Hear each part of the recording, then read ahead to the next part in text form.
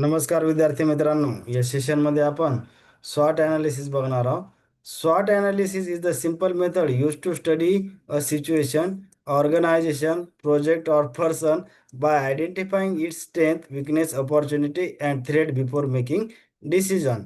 आता बघा की स्वॉट ॲनालिसिस कोण इन्व्हेंट केलं तर अल्बर्ट हम्फ्रेरी, म्हणजे थोडंसं किचकट नाव आहे, हम्फ्री. द इन्व्हेंटर ऑफ स्वॉट ॲनालिसिस यानं, जो काही अल्बर्ट हम्फ्री आहे त्यानं हे स्वॉट ॲनालिसिस ही कन्सेप्ट आणलेली आहे.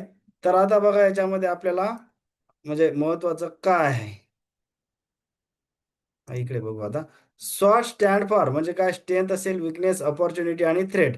आता स्ट्रेंथ काय असेल तर इंटरनल ॲडव्हान्टेज असेल, नंतर विकनेस जर असली तर इंटरनल प्रॉब्लेम असेल, opportunity external chances for growth असेल, नंतर threat external risk or competition. आता बघा एक साधं एक्झाम्पलच्या सहाय्याने आपण समजून घेऊ.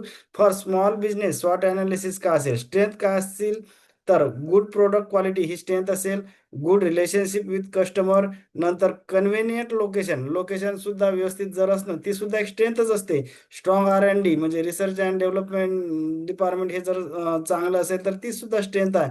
स्किल वर्कफोर्स म्हणजे ज्या एखाद्या कंपनीचं किंवा एखाद्या बिझनेसमध्ये जर चांगलं एकदम एक्सपर्ट किंवा स्किल वर्कफोर्स असेल तर त्याची ती स्ट्रेंथ झाली. इफिशियंट सप्लाय चेन म्हणजे जर रॉ मटेरियल वगैरे त्याची व्यवस्थित सप्लाय चेन असेल तर ते सुद्धा, कारण की रॉ मटेरियल सगळ्या एंड प्रोडक्टसाठी किंवा कोणत्याही बिझनेससाठी रॉ मटेरियल लागते.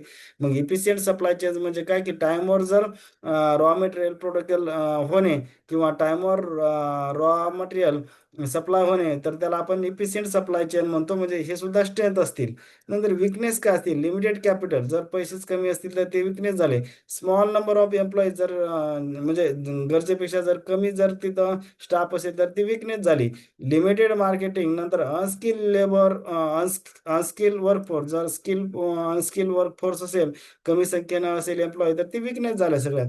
आता अपॉर्च्युनिटी काय असतील, growing market demand, online selling, expanding customer base, हे सगळे अपॉर्च्युनिटी आहे. आता थ्रेड्स काय असतील, new competitor entering in the market, हे सुद्धा थ्रेडच आहे ना, कारण की नवीन जर कॉम्पिटिटर आला तर आपला बिझनेस किंवा जे काही प्रोडक्ट आहे हे याचं सेलिंग थोडंसं कमी होण्याचे चान्सेस आहे. नंतर प्राइस चेंज फ्रॉम सप्लायर, जर सप्लायर रॉ मटेरियल सप्लायर जे रॉ मटेरियल आहे ते सप्लाय करणार त्यांना जर प्राइस वाढवली तर आपल्यावर सुद्धा इम्पॅक्ट पडते, म्हणजे एक ते सुद्धा थ्रेट म्हणता येईल आपल्याला. होप करतो बऱ्याच गोष्टी समजल्या असतील. समजल्या असतील तर चॅनलला लाईक, सबस्क्राईब आणि शेअर करायला विसरू नका. थँक्यू.